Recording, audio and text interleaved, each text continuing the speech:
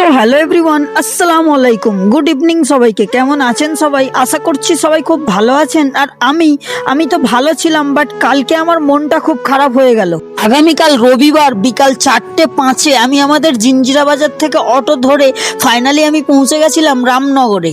আবার আমি কালকে ওখান থেকে অটো চেঞ্জ করে বিচালি ঘাটে চলে এলাম। তো বন্ধুরা, ফাইনালি আমি এখন পৌঁছে গেছি মিডিয়াপুরুষ। অ্যাকচুয়ালি আমি ভেবেছিলাম মিডিয়াপুরুষ থেকে লঞ্চ ঘাটে উঠে ওপারে গিয়ে আমি ভেবেছিলাম আগামীকাল রবিবার আচার্য Jagadish Chandra Bose Indian botanical garden যাব। বাট আমার সাথে কালকে একটা স্ক্যাম হয়ে গেল। আর আমার সাথে কি স্ক্যাম হয়েছে সেটা জানতে হলে আপনাদের পুরো মিনি ব্লগটা দেখতে হবে। আমি মিডিয়াপুরুষ লঞ্চ ঘাট থেকে 6 টাকা দিয়ে টিকিট কেটে নিয়েছি ওপারে যাওয়ার জন্য, অর্থাৎ নাজিরগঞ্জে যাওয়ার জন্য। আর আমি এখানে প্রায় অনেক দিন পরে আজকে এলাম। ফাইনালি আমাদের লঞ্চ চলে এসেছে এবং সব লোক ওঠা নামা করছে। একটু পরেই আমাদের লঞ্চ ছাড়া হবে। তো বন্ধুরা, ফাইনালি আমাদের লঞ্চ ছেড়ে দিয়েছে আর এখন আমরা পুরো মাঝ নদীতে রয়েছি এবং সব লোক লঞ্চে রয়েছে ওপারে যাওয়ার জন্য ওয়েট করছে।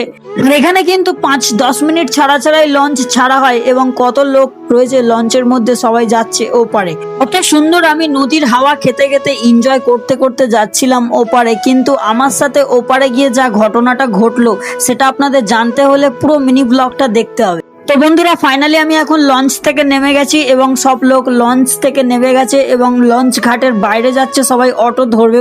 আমিও টোটো ধরে নিয়েছিলাম, টোটো ভাড়া নিয়েছে 20 টাকা। আর ফাইনালি আমি এখন পৌঁছে গেছি ইন্ডিয়ান বোটানিক্যাল গার্ডেন। এবার আপনাদেরকে আমি বলছি, আপনারা এবার মন দিয়ে শুনুন এখানে এসে আমার সাথে কি স্ক্যাম হয়েছে।